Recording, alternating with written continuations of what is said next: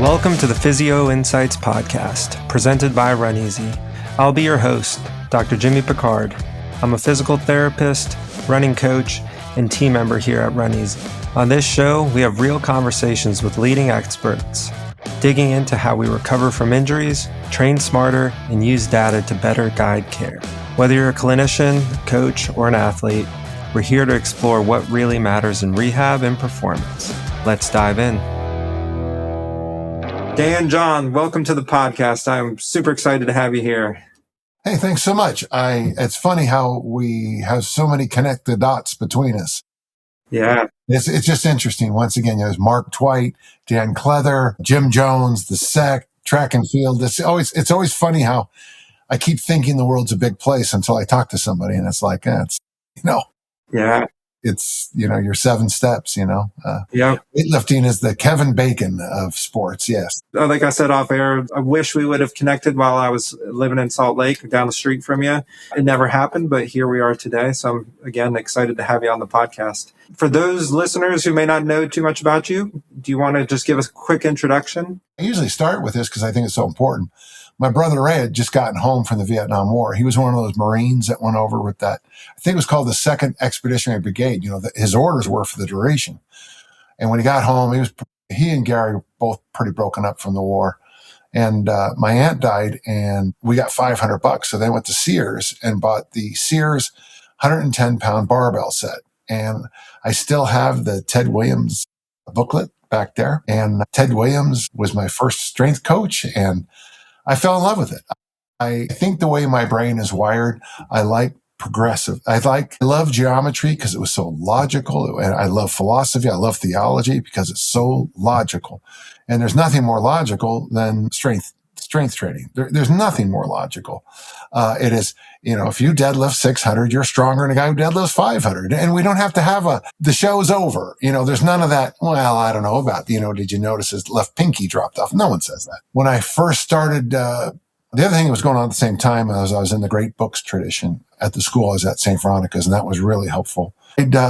I wanted to be in the NFL, picked up a book, 7 Days to Sunday. It's right over there. And on Wednesday, Kenny Avier was an undersized kid, and I was an undersized kid. But in the spring, he ran the 80-80, which I'll tell you about the date, threw the shot, threw the discus, and did the hurdles.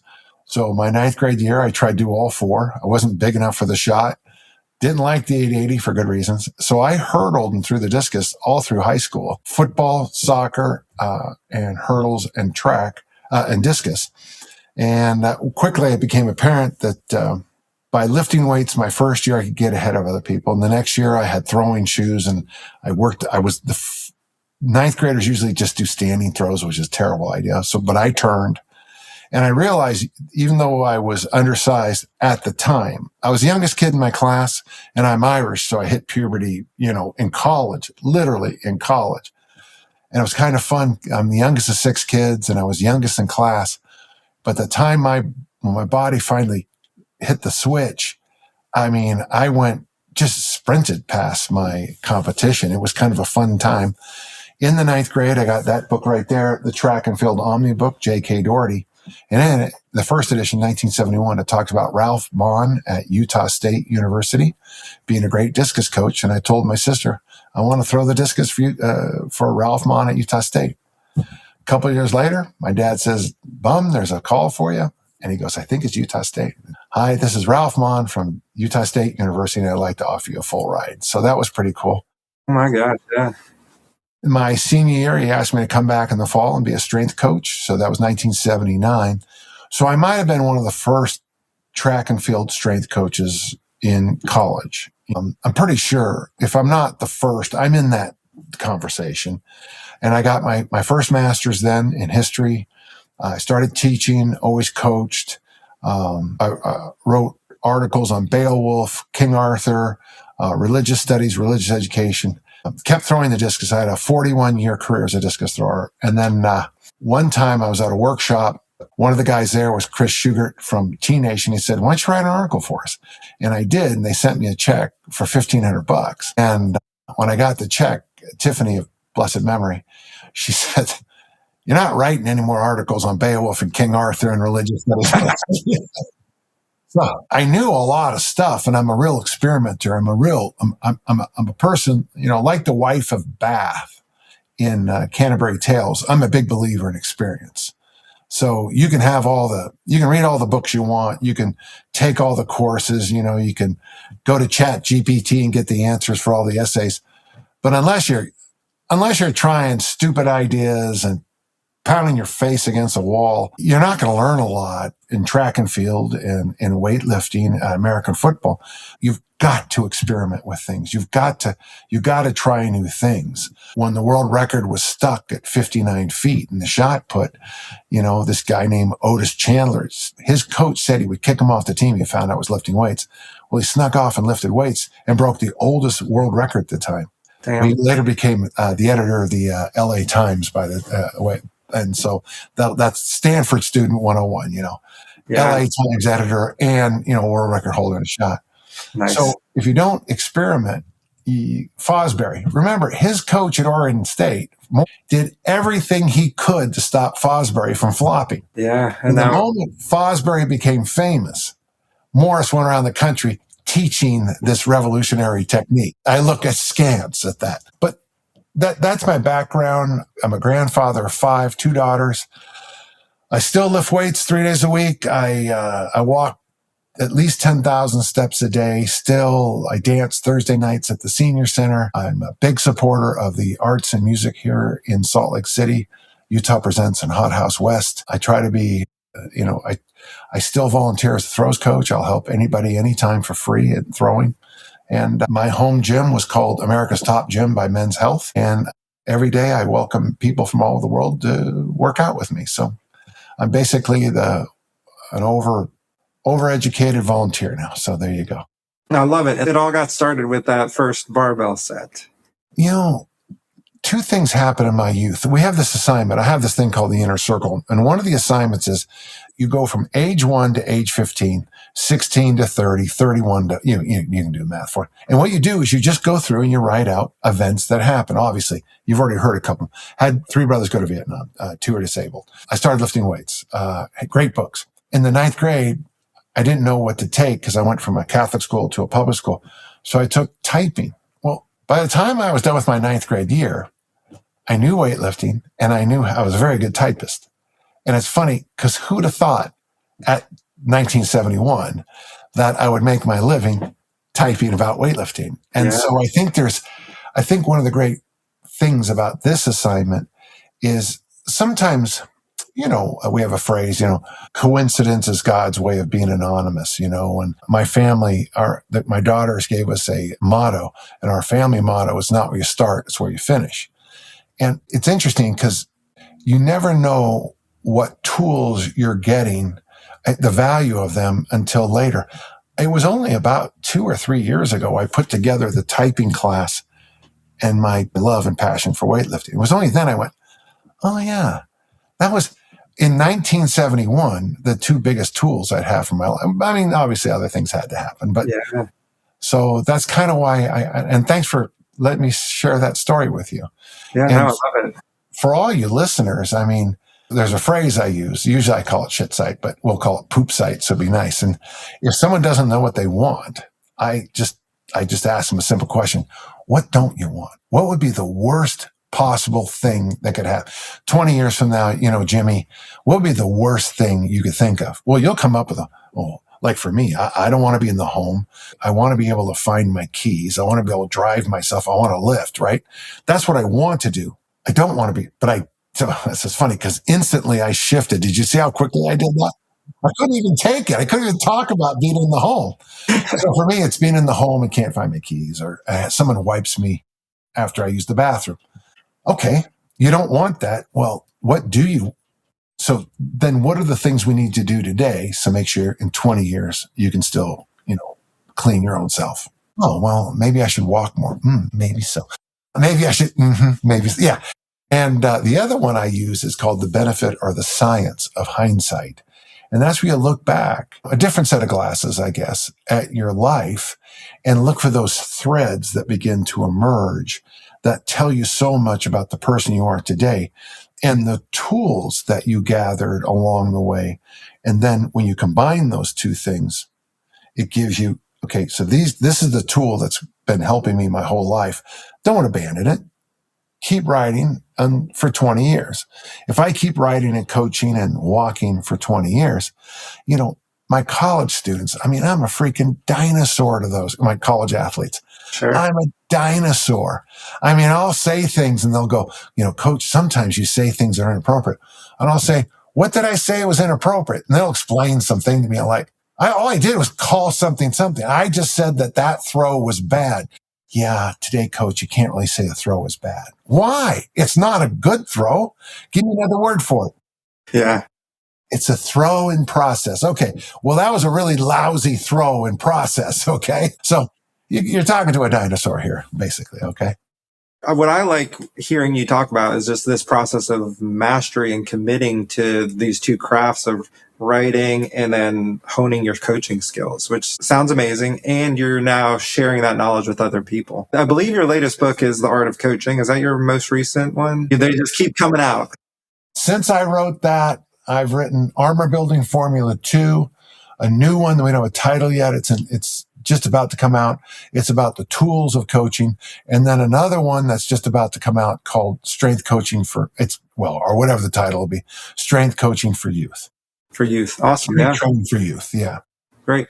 Well, so I see The Art of Coaching right there behind you. I got my copy right here. What'd you think? I loved it. So I've read it now twice, maybe 2.5 times through. Enjoyed it. The first question I have for you, I got to ask you about the cover art. Tell me what this means to you.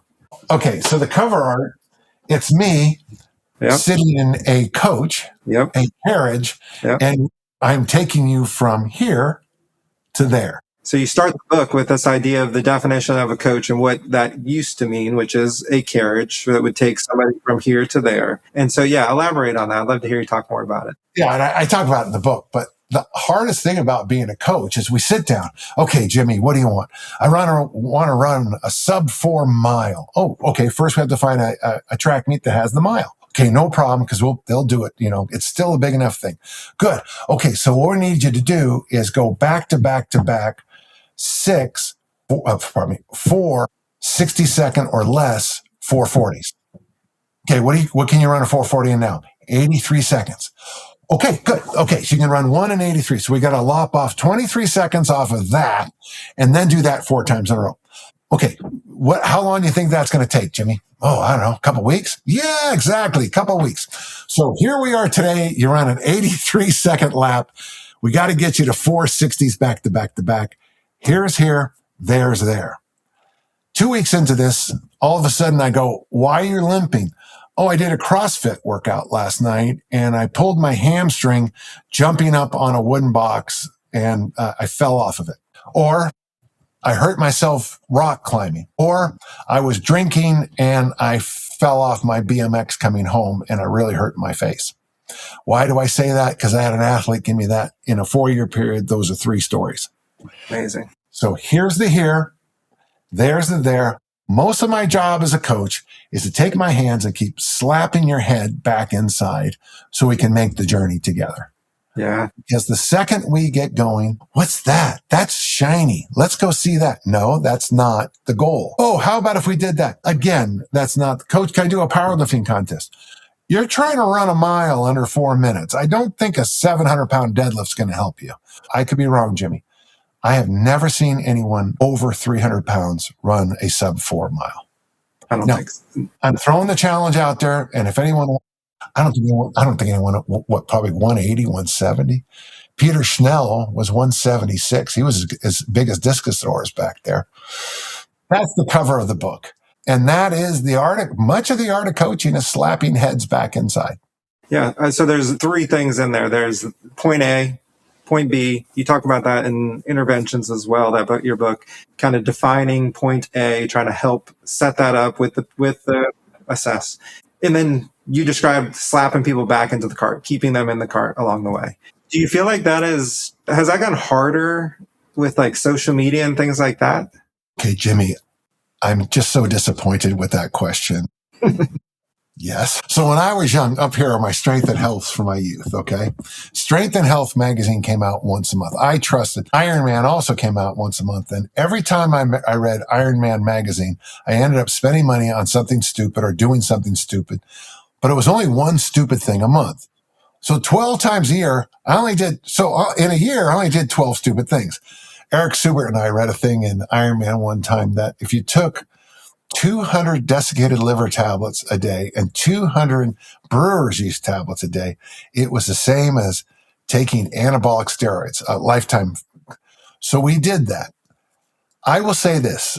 You could not be in the gym when we squatted because the foul odors coming out were stunning. And it didn't work. It didn't work at all. Except I tell you one thing, I could put people in, instead of putting someone to death, just have them work out in the gym with me. They'll confess to all their crimes and sins. Yeah. Social media can give you a stupid idea probably every 28 seconds. Your brain can't keep up. And yesterday I was talking to a guy named Mohith, who I've got great respect for. And I was talking about, there was this documentary I saw about a thing called Fire Island or something like that. This influencer. Yeah. I think I saw that. Terribly wrong. Yes. Well, fortunately, see, I wouldn't say I'm immune to influence. You're not immune to anything that's a dopamine hit. But I can just look at it and go, yeah, I don't need to do that. I don't need that. I can do that. My athletes can't. When I was at the Utah State University, we were driving up to a track meet, and someone mentioned that Playboy magazine had said that Utah State was a top 10 party school. You remember school. Well, I don't know what it's like where you're from, but where I'm from, bus rides to track meets to Wyoming and Montana State, Idaho State was short. It was like 3 hours away. So you spend a lot of time in buses, and I bet you we talked for 5 or 6 hours about, if this is a party school, what are we missing every weekend, And it was like, that was probably the last time I ever had that pang of, ooh, what am I missing? And it was a good lesson for me because when I came home, none of my roommates really looked like they had the Hugh Hefner lifestyle. And social media, it is really hard. The hard thing for me to do is to get my discus thrower to train like a discus thrower and my 800 meter runner to train like an 800 meter, because my female discus throwers, they also, there's a lot of pressure for the female athlete to also look a certain way. Somebody told me that there's this NIL thing. I tell you one thing, I'd have done great on NIL money. I would have sold my soul for money in college. But somebody told me that the NIL money, the corporations are quickly turning to gymnasts and female track and field athletes and swimmers because they look more like models. Mm-hmm. Don't take this wrong, and if I hurt anyone's feelings, I apologize. But what it takes to be an elite shot putter, discus thrower, isn't exactly the cover of Sports Illustrated, generally. Okay, so I have to deal with that. And then the guys, coach, I want to get all bulked up and keep a six pack. Get back. You can do a lot of things, and you can spend the rest of your life getting in pretty good shape. But for these few years, you're a Division I athlete. Let's focus on the prize here. Yeah. Keep the goal is what you say. Yeah. And that originally came from the mission is to keep the mission the mission. And it was a piece of advice I picked up. It's interesting because it comes from both religious traditions and the military. And then the mission is to keep the mission the mission. The goal is to keep the goal the goal. And what happens is you get all these, and that's why you're constantly slapping their heads back inside the carriage. Yeah. Yeah. So it makes me think of a couple like athletes. I've been coaching for 10 years, 8 to 10 years, way less than you, but in the age of social media where I feel like there's constant distractions. And I think of like marathon runners that should do CrossFit as part of their training that doesn't really fit with it, like you said, but there's an appeal to it. And it's really hard from a coaching perspective to have those conversations. And for some reason, I always feel like slightly uncomfortable. Do you have any tips for making them more comfortable? I mean, one of the nice things about coaching American football is if someone doesn't pay attention, the game corrects them in a way that they're going to remember they might not remember what happened, but they're going to remember how they felt the next day because they're going to get, or your grandmother's up in the stand saying, why did you let that guy run past you? Another reason why I love wrestling. Everybody knows when you lose in wrestling. Yeah.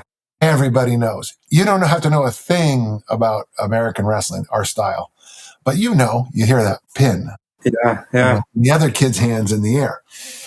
So when it comes to something like marathon running and wanting to do a powerlifting contest or a CrossFit thing or whatever, using a ski erg to get ready for a marathon, you know what it is, if you don't mind, it's the curse of more.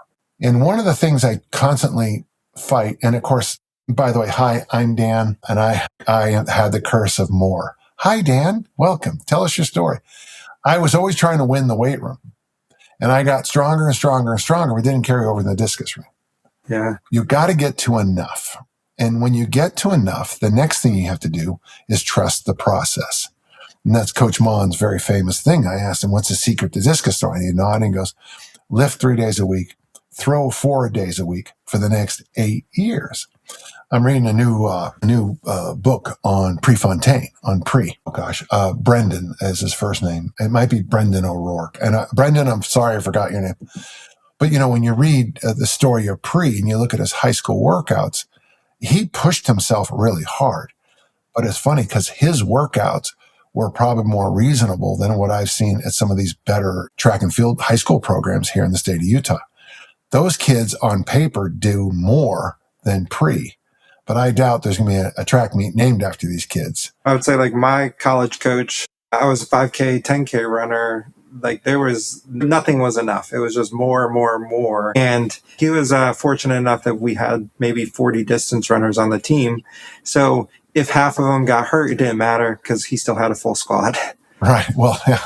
But yeah, this concept of enough is like, I also have that problem, and I see myself wanting more and having trouble figuring out where enough is. I'm currently training on for a 2K rowing event and love it, but I can quickly get distracted with the barbell next door and want to go over there and see how, it's very hard to stay focused. We live in this world of distraction. And then from the coaching perspective, it's like you said, just how do we keep people on task? So my brother Gary and Pre were pretty close in age. Gary went to Vietnam and came back a different person. But Bowerman's coaching ideas hit where I was. But Bowerman's ideas were hard, easy, hard, easy, hard, yep. easy. Hard, he made that famous. Yep. Well, his high school coach pulled the easies out because they wanted him to get there faster. So Gary used to do all-comer meets in the summer, a month after, the league and the conference and all the rest, and this is track and field. So, if you drop time or throw farther or jump higher, it's right. And he would drop significantly at these summer meets. Now, obviously he was going against college and open runners and all that, but that still doesn't matter. You don't drop seconds in track and field and not go, And it took him years to figure it. He finally was doing the easy part. And his body I always use the rubber band analogy. If you want to hit little Susie in the front row with the rubber band, you pull it and then you let it go. You don't keep pulling it and pulling it and pulling it until it snaps you in the eye. You pull it, you got to let it go. And I think when we look at elite performance, very often it's the ability to literally let it go. Yeah. I had a great conversation. In fact, my notes, I was just looking at them again. It's funny. I called up, these are my notes with Al Feuerbach, world record holder in the shot put, 2 fourth places at the Olympics. And he was so candid with me on the phone. He said, I was ready to be the gold medalist in 72. And then I just kept going. He had gotten to enough and then did more. Interesting thing, Brian Oldfield, same Olympic Games, took 8th place. And by the way, it was only this far out of first. It was the most, and of course they screwed up the measurements. Colmar shouldn't have won. It should have been Woods, but we'll stop here. And Brian told me basically similar stories about how you're ready to go. So let's do more. I one of my athletes should have won the conference easily. And the day before the conference meet, we had a tradition of 80% for a single in 2 or 3 lifts. And what that does, it just kind of fires up the nervous system for a thrower. 80% for a single is, when I was doing that in college, from the moment I walked into the weight room till I left, even dinking around and, pretended to strangle people and, play touched you last and, said, hey to the girls. I think the workout took 15 minutes. There was nothing to it. He comes in and he's just flat. And I go, did you do the workout? He goes, Coach, the weights felt so light. And all these guys were around me. So I think he benched 405 for 7 to show off. And it cost him the conference championship. Enough was enough. Yeah, in those scenarios, I call them like self-sabotage. It's like a lack of I used to do it all the time. And it took me a long time to realize that's what I was doing. It would be the week of a big meet, lack confidence. You're trying to cram in the last little bit of fitness, and you're just making yourself tired. And then you flop at the event.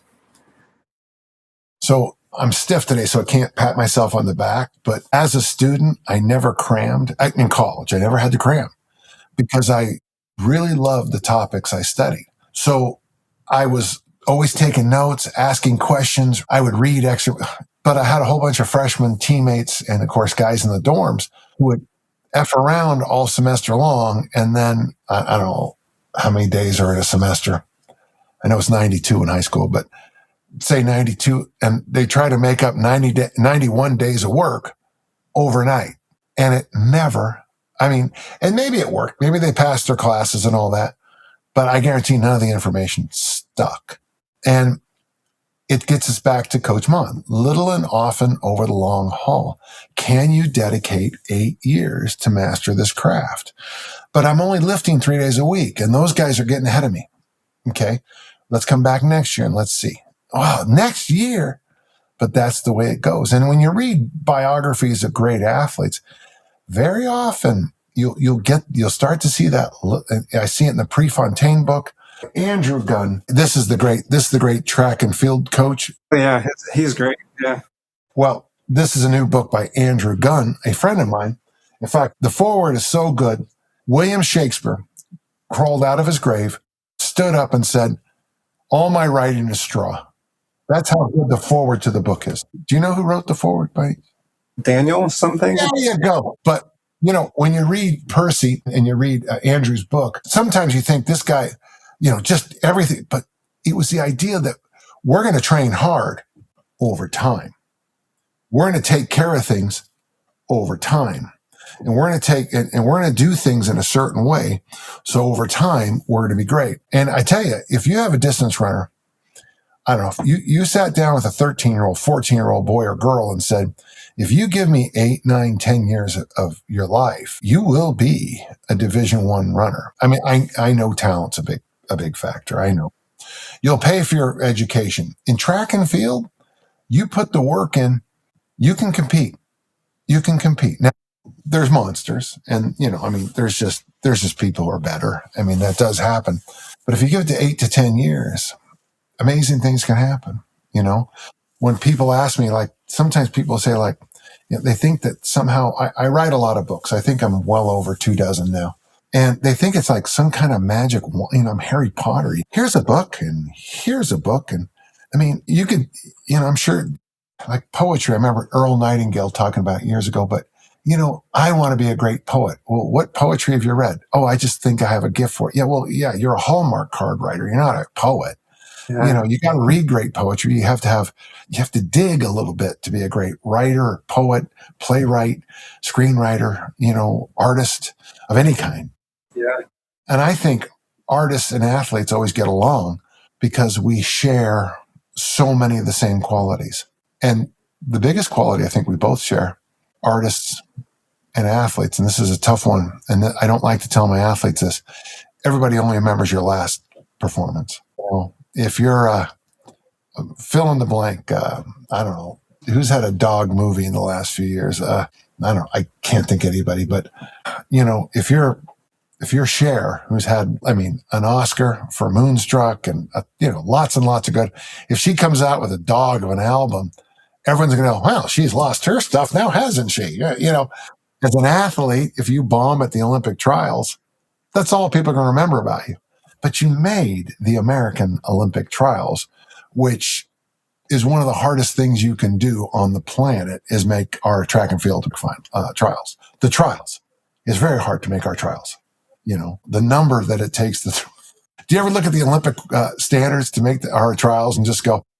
I did, yes. Yeah. That's back when I was younger and thinking about that stuff. Yeah. Oh, yeah. Mind-boggling. Yeah. It's stunning. Can I just add one more thing? I like what you said about, so in intervention, and the new book on tools of coaching covers all this again. But I just finished a fashion course. You wouldn't tell today, just a t-shirt, but I took a gentleman's course and a fashion course. I took a dance. I've taken dance lessons in the last year. I took a chakra course, just to learn. But one interesting thing about this, and I just want you to think about this, in the style and fashion course, the first thing you're supposed to do is you go into your closet and you take everything out and you put it on your bed or your couch or whatever, and you see everything at once.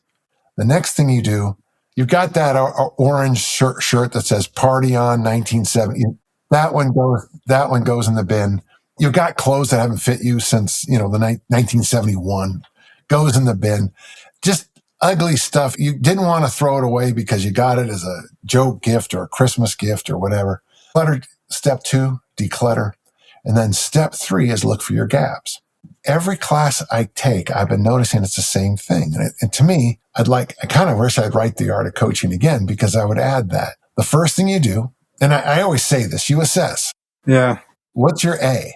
So you're taking inventory. When it comes to fashion, it's inventory. Yeah. When it comes to the athlete, it's your height, your weight, your background, your weakness, Then you declutter.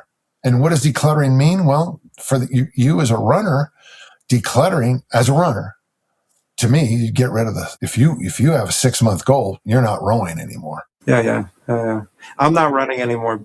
To be clear, I have pretty bad hip arthritis. I can't run. No problem. My point is, you declutter. You've got all these exercises you're doing. Yeah. You're doing arm curls, tricep extensions, Zottman curls, concentration curls, wrist curls, reverse wrist curls, skull crushers, lat pull downs, reverse lat pull downs, 12 different variations. And when's the last time you did a hinge or a squat? What? There's your gap. There's step 3. Yeah. What are your gaps? Yeah. So if we zoom in on this for a second and use the generic runner, because I do, again, coaching a lot of runners, trying to strength train for runners in particular. I feel like what a traditional runner strength training program looks like is a lot of clutter. But it's like clutter, and I don't know that it gets recognized as clutter. So how do you help them take that inventory and recognize that this is probably clutter, and that the hinge and the squat, maybe something like easy strength, is a better fit? Push, pull, hinge, squat, loaded carry. You do those 5, you got it covered. Percy Sarity's training, he expected you as a marathoner to bench body weight, double body weight deadlift, curls, but they were cheat curls, with a lot of, like a power clean, pull-up variation, a chin-up variation, or a hang. He had them do sit-ups because that's what they did at the time. And he is the inspiration for easy strength, Oh, wow. Yeah, I didn't know that. And 2 sets of 5. By the way, Sears, Ted Williams program, the one was 2 sets of 5. Percy Sarity, 2 sets of 5. You get in the weight room, you do the work, and then you get the hell out of there and go do what's important. Yeah. But I do want to mention, he expected marathoners to bench body weight and deadlift double body weight. So I don't want to hear that, that you're the strongest guy in your gym when you deadlift body weight, that you're not even as strong as a marathoner, for God's sake. I'd like to take a moment to thank our sponsor, RunEasy. RunEasy is a running and jumping analysis tool that helps provide objective data on things like impact loading, dynamic stability, and symmetry. I've been using it in the clinic for the past 3 years, and I love how easy it is to add to my evaluations. Not only that, but it backs up my clinical reasoning and helps me with my decision-making process when I'm doing exercise prescription. So if you're a physical therapist or running coach, head on over to runeasy.ai, book a demo. If you're lucky, it will be with me. I feel like, again, the hard part is convincing people of this. Like, it's like, I guess from a coaching perspective, it's easy, like recognizing it. And then there's this in your book, The Art of Coaching. I think you define the art of coaching as being able to make a complex concept simple. Yeah, I do say that in the book, and it's brilliant. And the most important thing you ever said. But I have a follow-up to it that's going to break your heart. Maybe it breaks mine. Only 1 out of 20 Americans exercise. Only, according to my dentist, only about 1 of 20 of his patients. Now, these are people who go to the dentist, you know. Do you want my Virginia joke? So let's hear it. Why do we know that the toothbrush was invented in Virginia? I don't know. Anywhere else it would have been called the teeth brush. Okay, there you go. I use that for every state. So only 1 in 20 people floss their teeth that go to the dentist daily. Only 1 in 20 Americans can survive retirement without Social Security. So I keep bumping into this 1 in 20 number. Brad Pilon had a funny thing of 500 people who use gyms. Almost all just use the cardio machines, and only 1 in 500 people use weights. Now, I don't know if that's still true. Yeah. But it was true not terribly, in the past decades, that was true. Yeah. Only 1 in 20 people are probably going to hear the message of appropriate decluttering, appropriate. To get an athlete that you can say, all this is nonsense, and here's your gap, here's your weakness, here's your enough. Mm-hmm. They can hear that. That's the athlete you want. Because you want them to trust in the process. If they buy into it, and then if they try it, they're probably going to see this, like you said, the outcome will be there. We'll get them to point B, and then it speaks for itself. Yeah, my national high school champion, Paul, his senior year, we were done. He started throwing for me in the 8th grade. Some kid in his school had won the state championship in the discus with the 8th grade, big 8th grade boy, women's discus, and he threw it about 70 feet, and he won the state with a standing throw. And he just got really angry, and his mom said, "Would you talk to him?" He goes, and he said to me, "How long would it take me to throw that for?" And I said, "Well," and I didn't want to coach anymore, which is funny because here I am, 3-4 decades later, still doing it. And so we started in 8th grade, and he did everything I ever said. His senior year, we had such a backlog of things.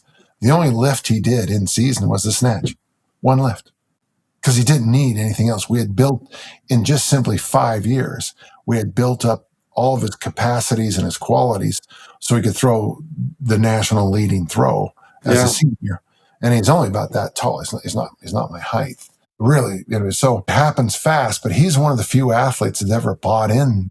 If you come to my gym, and you're more than welcome, Jimmy, I have him on the wall, and then I have another one, my other All-American this last year, Emily, and in season, she just does snatch and suitcase carry. And that's all she did. And her competition would say, "Well, what about this and this and this and this?" And then she'd get freaked out and go, "Coach, what about this and this and this and this?" I said, again, the idea is it's more. Yeah, it's not better. Yeah, but you're there, the coach is there, you're there to help them see that they have enough, that enough is enough. This is the thing they need to work on. They're enough of all this other stuff. The noise is gone. And you can be the person that's like reassuring them of that. Yeah. So I'm going through this massive body transformation the past couple of years. I've been basically losing about a pound a month. For about 4 years. I competed at 273 and I weighed 198 today. Okay. So I was still 230, 235, maybe, 3 or so years ago. I could look it up. I got my journal. Yeah, no, you look great, and you can see it in your YouTube videos from, that you've lost weight, and you look great. Oh, thank you. Yeah. Well, people ask me my secret. It's like, okay, I walk 10,000 steps a day, every day. I lift 3 days a week, and I keep tight reins on my calories. I was at 2,500. Now I'm at 2,400, which, by the way, if you don't eat bread, pasta, and pancakes, is a lot of food.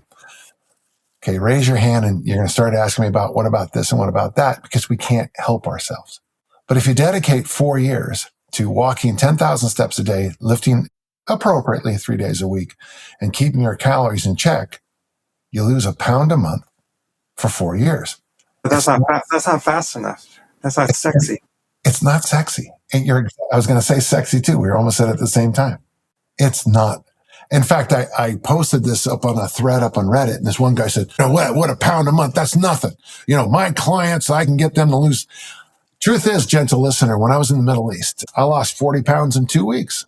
I had a liver parasite. I was just about to die. Yeah, I can get you some of the water I drank. You pound that down. Trust me, the weight will come off in ways I don't want to discuss in a public forum. But it took me years to overcome it. But it didn't last. And yeah, you can lose 40 pounds doing the magic weight loss 5,000. But it's pretty obvious to me it's not sticking. I went to my high school reunion, my 50th high school reunion. Quick point, kind of interesting. When my dad went to his 50th high school reunion, and it was the same time I had just come back from the Middle East. This is why I remember so clearly. He was the only surviving male from his class. Oh my gosh. Yeah, World War II. Yeah. And smoking. Yeah. And smoking, yeah. Yeah. And, I'm there at my 50th and I'm looking around and I'm not seeing a lot of my friends. A lot of them aren't with us anymore. And so I would rather ease my way into my body composition than, take a stack of pills and do all these other things that will get me lost quickly, but it might also damage stuff that I don't have I'm sneaking up on 70. How much more time do I have to, like I say this a lot, I have one more injury in my athletic career. I don't have one more recovery. Yeah. I like this idea of patience because I see it as something that we, like a lot of my generation is lacking. And the people I coach, they want, I coach a lot of ultra runners who will literally just get into the sport and decide they want to run 100 miles, but they've never done a 5K or something. See, we get the same people, just different sides. Yeah, exactly. Yeah. Hey, I saw this guy deadlift 1,000. What's the program you're going to do? 1,000? No, that can take up to 3 or 4 weeks. I mean, we really have to see. It's a good program. Yeah, but it's hard. It's hard because you want to be supportive of the ambition and get them into the sport and help them along the way. But then it's recalibrating the expectations. Have you heard of this idea of like unteachable lessons? I know the concept. Explain what you. So basically, there's maybe there are things in life that we all know are true, but we have to do it wrong the first time to understand it fully. We have to make the mistake to actually like correct in the future. You can't tell me the right thing. I have to experience the wrong thing to say you're right. In the Western United States, what part of the human body is most often struck by rattlesnakes? Ankle? Yeah, I would think that. Hand. Don't poke rattlesnakes. Interesting. Don't do that. But yeah, so this idea of like unteachable lessons, it almost seems like my point. It's an unteachable lesson. Yeah, with the people who think more is more, like they need more. It almost feels sometimes like you just have to let them do it and have it backfire to then let them move on to the right course. Yes, yeah, and there's a corollary to it, but you're exactly right. And the thing is, the woman I'm talking about. I'm sure of it because you guys. But she's struggling in many ways of her life right now, and she doesn't sleep. She's really struggling. So her answer is to do, instead of 5 high-intensity training sessions a week, to go to 10. Oh, my God. And 1,500 calories a day was too much, so she told me she's going to drop to 12. Yeah. Of course, we know that when you drop to 1,200 calories a day, you can do it short-term, but very quickly you begin, that's the Minnesota starvation study, you begin to lose your mind. You literally go, I'd hate to call it insane, but might as well say it, insane. You go crazy. On the other hand, one of the things I learned in my coaching career, and I'm thinking of you, my little field general, Pat, I used to tell people I knew when we were going to win football games is when I would start to send in a play or start to send in an athlete to send in, you can either send it in with your hands. Well, now they have other ones, and I'd see Pat would go like this. I got it. That's when I knew we were going to win, is when the athlete took the onus for success, when the athlete owns it. And when one of your clients waves you off and says, I know, I got this. What I'm going to do is, and it sounds just like what a Jimmy-ism, it's like you feel like someone has been recording you and they shoved it back in your face, Yeah. Yeah. That to me is when I know that we've got it. We're done. We're in a good place now. Yeah. It reminds me of the saying, do you know, well, there's a running coach, Steve Magnus, he's probably, yeah. Or St. Mary's University Twickenham professor quoted me in one of his blogs. Yeah, I know Steve. Yes, well, he has said something along the lines of a good coach makes you want to have him around but not need him. A bad coach makes you need him but not want him around. And so it's like yeah, what do you think of that? You've said that. Yes. He must have stole it from me. I'm kidding. But yeah, it's like you're teaching the athlete's picking it up, and once they've, like you said, once they've internalized it and they recognize how to make these decisions, your job is kind of done, but hopefully they still want you around. There's two things. I hate and loathe. Hate and love, loathe, hate. The tradition in track and field is that track meets, we're not supposed to talk to our athletes. In fact, that is a rule I still think happens. And I hated that one gymnastic coach who always put himself forward. He worked with I think he worked with Mary Lou Retton and all them. I don't know, whatever his name is. He was always in the center of everything. One of my goals, one of the things I try to do is as a coach, and I might talk about it in the art of coaching, but one of my favorite things is get a call at 9:00 on a Saturday morning. Hello. Hi, coach. I just won the state championship. What? It's me, Billy. I just won the state. My favorite thing is when my athletes go to a big meet and they perform without me there. Bondarchuk, who just died, and Yuri Sadiq was his athlete. And I actually knew Yuri really well. He was an oddball, but I liked him. Very famously, one time, Yuri was like at the World Championships and Bondarchuk was someplace else. And someone said, don't you want to be with your athlete? And Bondi said, Yuri's a big boy. He knows what to do. And to me, that is where we want to get as track coaches, that we don't have to be there. And you see it at meets a lot of the time. They'll pan up to the camera, the coach. They'll go to the athlete on the field, up to the coach, up to the thing. And I get it, and it's a good thing. Part of me hates it, though, because I think it's my job as a track and field coach to completely prepare you. Now, this isn't a first-year thing. This isn't a second-year thing. But you have all the tools you need to perform without me going, put your discus in your right hand, okay? Yes. My coach, Dick Nottmeyer, who just died, he was in his mid-90s, and he was a great coach. He was a great man, and I dearly miss him. He always realized that I would get too fired up, so he was always trying to bring me down, and he would just say funny things right before I'd get on the platform in a weightlifting meet. Nothing. It would be like, like before the snatch, he'd say, hey. I go, yes. I go, yeah. He'd go, it's the one with the wide grip. Oh, and it'd be like, I'd go, but the thing is, my arousal level, my anxiety levels would come down, and I'd make the damn lift, Yeah. Sounds like he knew the right thing to get you in the right state. Yeah, I was at a meet one time, and he was judging, and my mom this is a long time ago, obviously, 8 years ago, and my mom was back in a few rows, and just as I walked up to the platform, she could hear him say, and he was like this, and he said, pull the bar high and back to you. And my mom could hear it a few rows back, but he just whispered it, And at that time in my career, I needed that. And it's funny because he used to sign letters to me, pull the bar high and back to you. And at that time in my career, I needed to be reminded that the first thing you had to do is get the bar up there. Yeah. Later in the career, it was like, you got this. Let's make it funny. Bring the arousal down. Same coach, 2 different periods, different approaches. But maybe a common theme in there that it's like the advice is simple. Oh man, if you ever go to a typical high school and watch them coach out of a book, the discus or shot or pole vault. There is nothing more fun. Put the discus in your hand. I had a kid win a sophomore freshman track meet, okay? He had been with us for about 2 months. On the way to the event, he turned to another one of our athletes and said, "Hey, how do you hold the discus?"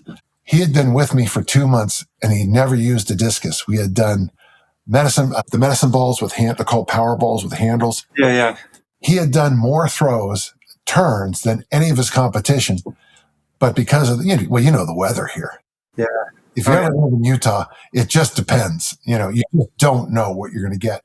And it was that kind of year. It was snow and rain and sleet. And so it was a lot of indoor throwing against walls. And the first time he ever threw a discus was at a track meet, throwing the discus, and he won because he went stretch, 1, 2, 3, and let it go a long ways. To me, that's one of the highlights of my coaching career, because that's when I realized that if you stick with the fundamentals, the basics, and you do the whole, part whole, that's the secret to coaching. But if you go part,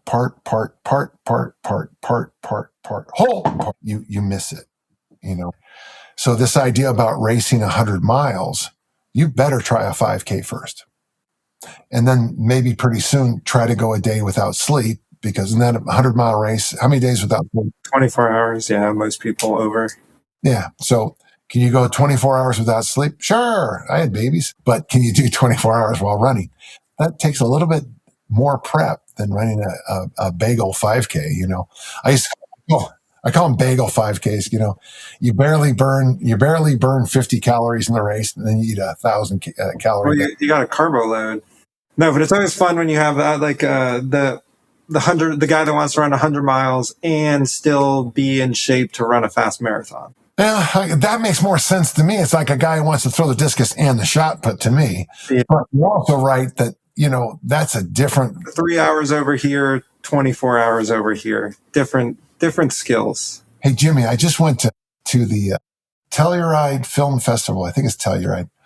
And they had a video of there's this race near Nashville that some years nobody completes. Yeah, the Barkley Marathon. The Barkley. Oh my God. What a fascinating video that was. If you get a chance to see the movie, I'm sure it's probably going to be available soon somewhere. I'll look it up. I've seen 1 or 2 documentaries on it. It's a wild event. But again, such a unique thing. So, training for something like that. Yeah.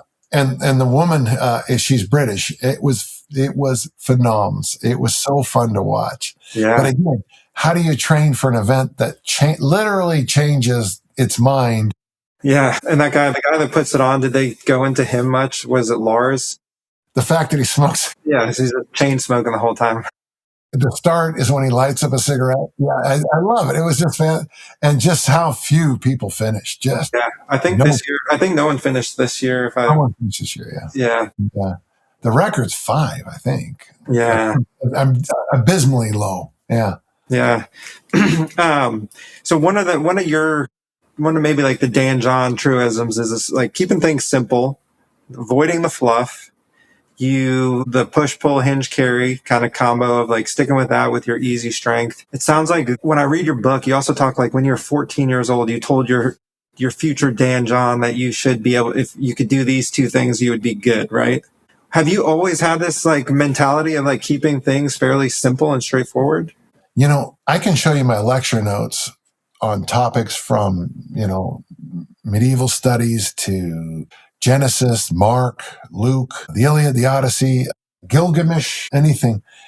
And it's funny because even when I lecture on extremely complex topics like epics and things like that, I still strive to keep things simple.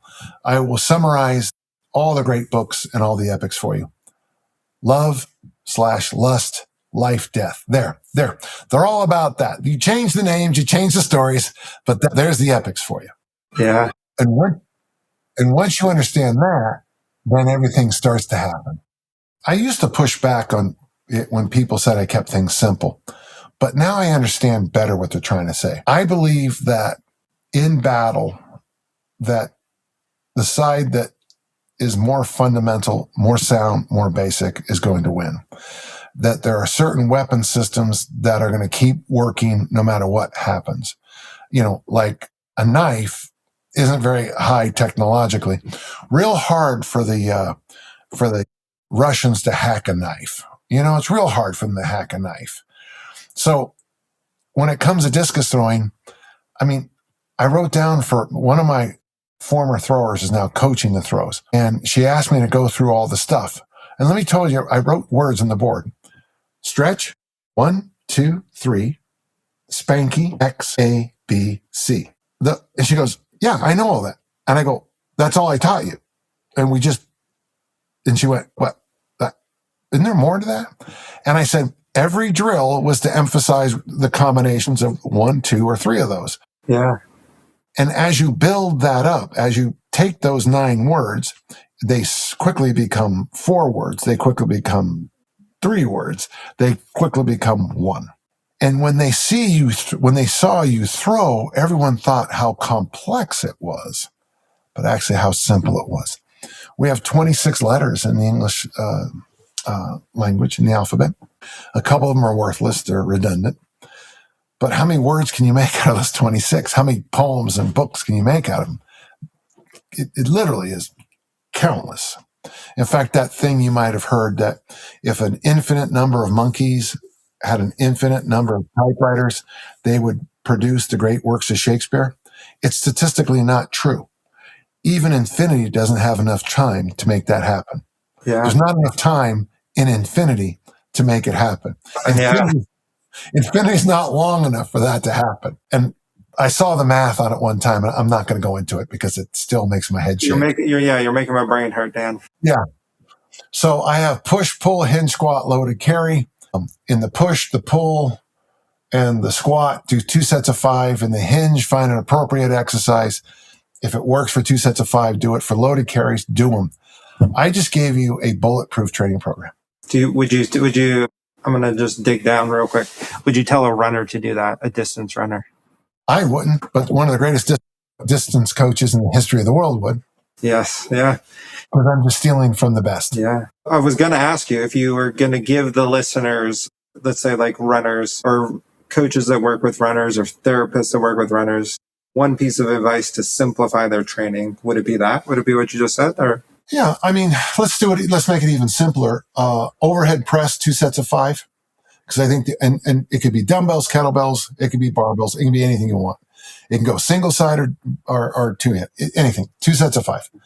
Hanging for most of your runners is probably what they need first. It's great for grip strength, and it also stretches all this out. Goblet squats is where you want to start on. Goblet squats are by far the most important exercise ever invented. The man who came up with it was a genius, as everyone knows. 2 sets of 5 or more, doesn't matter. I would suggest a deadlift variation for most runners, probably off of boxes or off of a rack, so just hinging it up. Don't teach them from the floor to the knee. Just start from the knee and go. What about a trap bar? Trap bar is great. And if you want to go with the high handles for a long time, even better, okay? It's and just make sure they're hinging. And then a loaded carry. And for most runners, you start with farmer walks and maybe move the suitcase carries and just do them. Just make sure they're... I think that was 4 exercises. Push. Yeah. Overhead press. Hang. Pull. 2 sets of 5 in the goblet squat. The trap bar variation that you said, 2 sets of 5. Yep. And either suitcase or farmer walk. That's fine. Yeah. Perfect. Love it.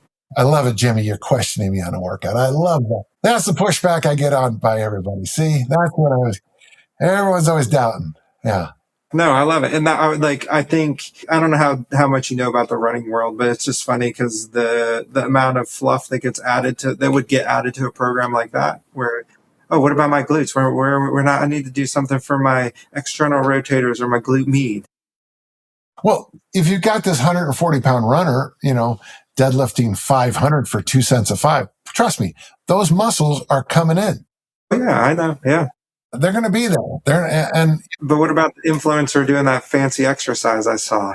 Well, that's good. I hope who was the coach who said that? So in the 1920s, these 2 coaches had it out. I think one was at Princeton and the other one was, I think, Stanford. And they had their national meeting back when all the coaches used to go. And one of them said, the Stanford coach, I think it was, if I get it wrong, I'm sorry, goes, to Jimmy, the Princeton coach, Jimmy, it's fine that you write all this nonsense, but my athletes at Stanford read, and they're reading this junk, It's nothing new. That's 100 years ago, and we're in this thing. I used to always say that I hope my competition are doing that. Yeah. I hope they are, Geez, please, I was at a track meet one time and a kid came over and he goes, "Hey, you're Dan John." I go, yeah. And he goes, "We're doing a Dan John program." And then told me the biggest paragraph of nonsense I've ever heard in my life. It was like 10 push exercises and half squats, but it was called, and it was like, I guarantee, and I thought to myself, well, no wonder we're doing so well in these track meets. That's how they're training, So with the influencer stuff and, it's a rare week. Like there's a thing out called peptides now. And, oh yeah, I'm going to do peptides.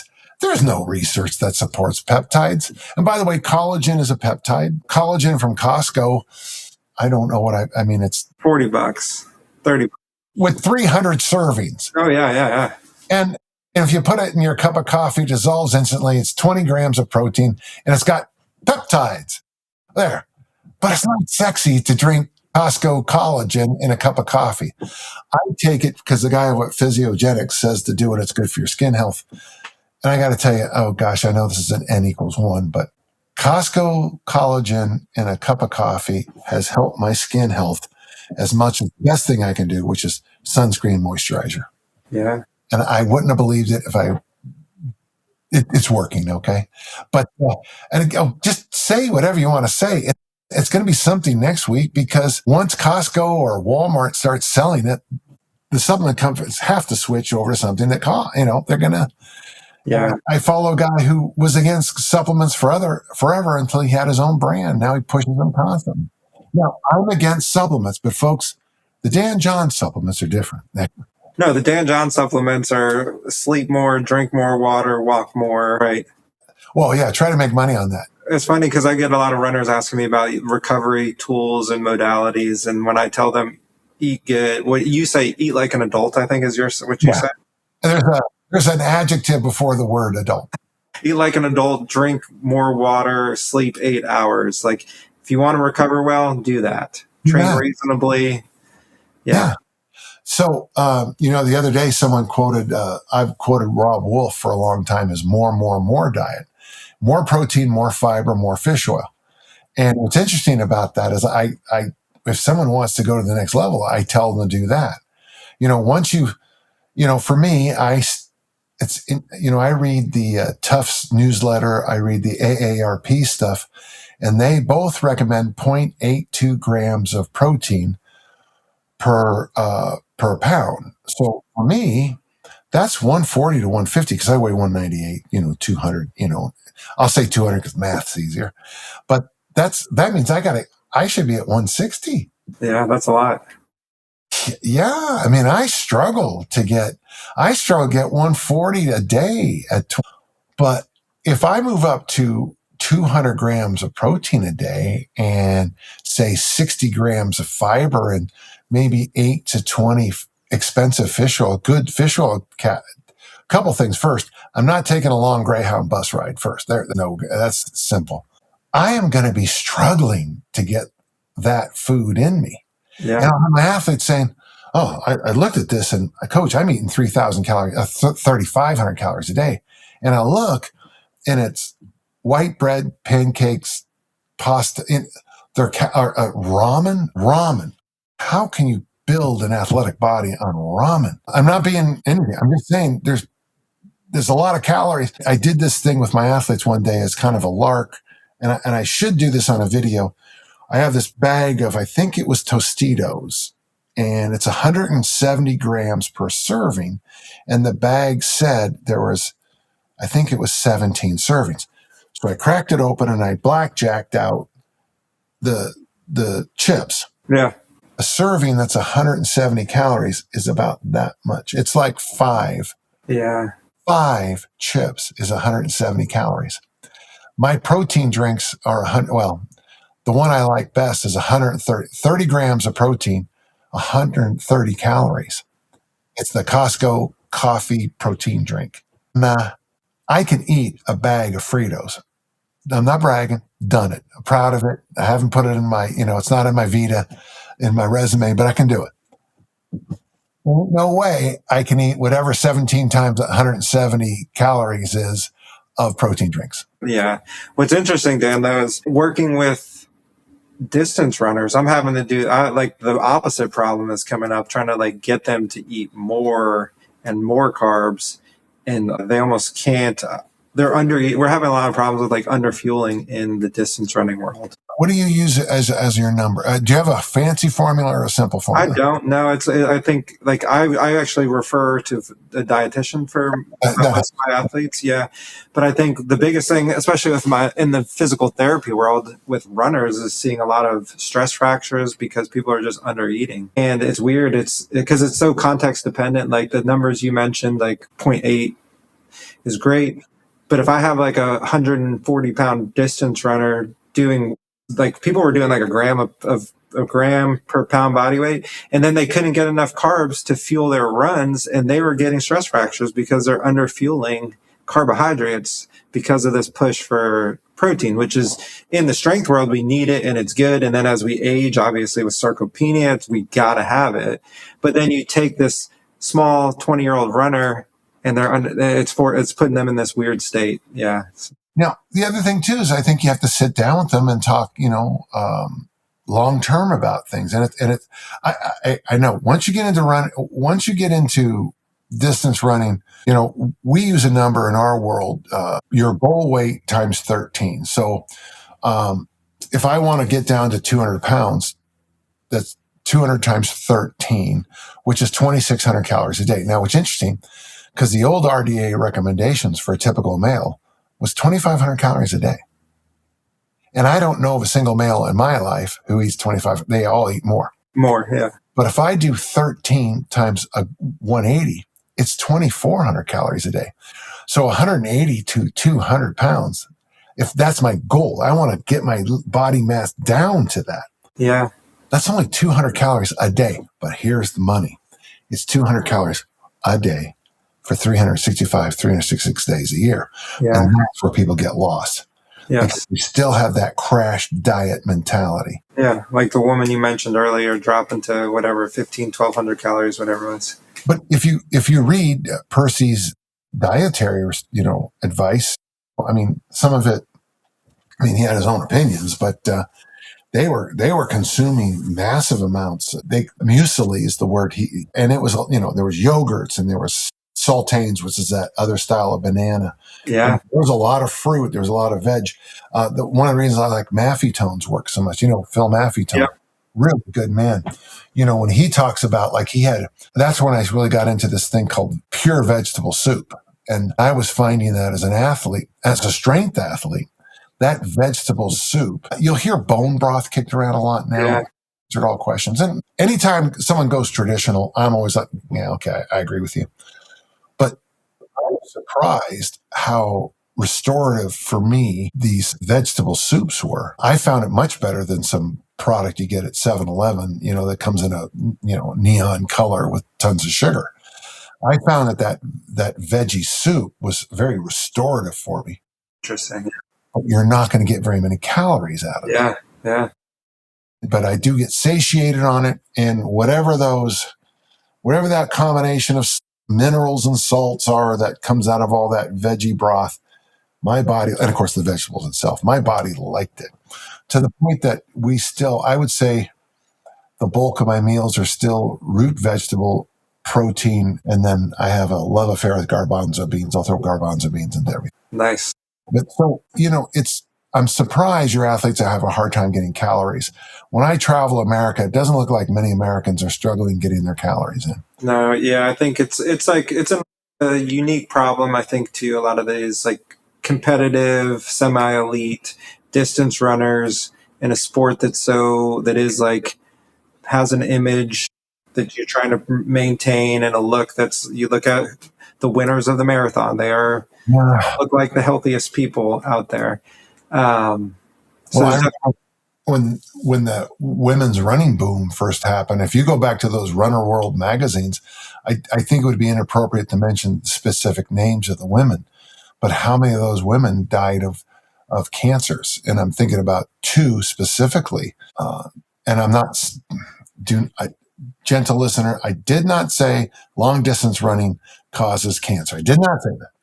What I'm saying is that, it is interesting. I think that in the 80s and 90s, when I knew people were still using laxatives before races, so they would lose, oh my gosh, a pound or two of feces, which sounds terrible. Which is not an efficient way to prepare yourself. No. And then go into races basically at a level of dehydration. Yeah, just depleted. Yeah, which makes, and we're both sitting here going, that makes no sense. But it does when you're talking to everything makes sense to an athlete because they're trying to get that, they're seeking that 1.5% and ignoring the 99.5. Yep. Yeah. To me, I focus on the 99.5. Yeah. But what if I did this? They said it, this whole, they're back to taking baking soda. Yeah. The carb stuff. Yep. When Michael Coughlin talked about that 30, 40 years ago, I remember thinking, I can guarantee no one's ever run after doing baking soda. The Lord in his infinite wisdom did not make us to swallow down Arm & Hammer baking soda and then do a 49-second 400 meter. I can guarantee it. Yeah. Well, yes, it is. I've noticed that I had an athlete last month ask me about it because, I guess I didn't realize that it was becoming a thing again. But yep, sure is. That's the 0.5. It is, yeah. That same athlete, how many hours did you sleep last night? What is your meditation like? Yeah. Meditation's free. Sleep is free. Are you drinking? I don't know if you say a gallon, whatever you say, free, whatever your water. I mean, yeah. I'm a big believer. Yeah, it's perfect. There's nothing. Yeah. We know that it's funny. There was this guy I said 8 glasses of water makes sense to me a day because it just sounds right. There's no science behind it. Well, they've done studies and people only urinate 5 ounces of water a day. And I thought 5 glasses of water a day. And I didn't want to because I thought I didn't want to make the guy look like I could complete it. Every time I breathe, I blow a combination of things that is basically water vapor. And I also do this thing called sweat. And of course, feces has water. It's just like, sure. Yeah. 8 glasses is great. A gallon is wonderful if that's what you do. I mean, basically, if I could just get people to eat protein and fruit every meal, I'd be a happier camper. And down that veggie soup or salads, or whatever it is. Yeah. It's all simple. Yes. And that's what, Dan, I think that's what I love about your work is that it's in a world that I feel like is full of lots of noise and quick fixes and gimmicks and overcomplicating stuff. You present an alternative that just feels good. And if anyone is interested, they should try your stuff. The Easy Strength program that you mentioned, or sample program that you mentioned, was a great start. That's what I have most of my runners do. That's what I've been doing. But yeah, I think maybe that's a good place to wrap it up. This was great. Yeah. Thank you. It's good to talk to another track guy. Yeah. We're both working with numbers. And gentle listener, I want you to remember that. I'm not 22. How old are you? Jimmy? 40. Yeah, neither of us are 22-year-old influencers. Like I always say, if you're, I don't want to see your 6-pack when you're 22. Of course you have a 6-pack. I mean, if you want to see 6-packs, go to a Division I track meet, especially when the weather heats up. Everybody looks like models. It's easy when you're 22. At 69, I got to tell you, it's a little bit harder. And the thing is, I don't want to brag, but I have a 6-pack. And the reason I have a 6-pack is because I walk 10,000 steps a day for the last 4 years. I lift weights 3 days a week for the last 4 years. I'm almost always in my calorie zone. I'm almost always in my protein zone. And I sleep well every single night and I meditate every day. Almost everything I just said, I can't make a nickel off of. But it works. That way it works. Hey, want to talk again sometime? I'd love to. Yeah, no, this was amazing. Really appreciate your time. Oh, it's great. Again, like I said, man, track guys, we're the best. I mean, those fine people are the best. Yes.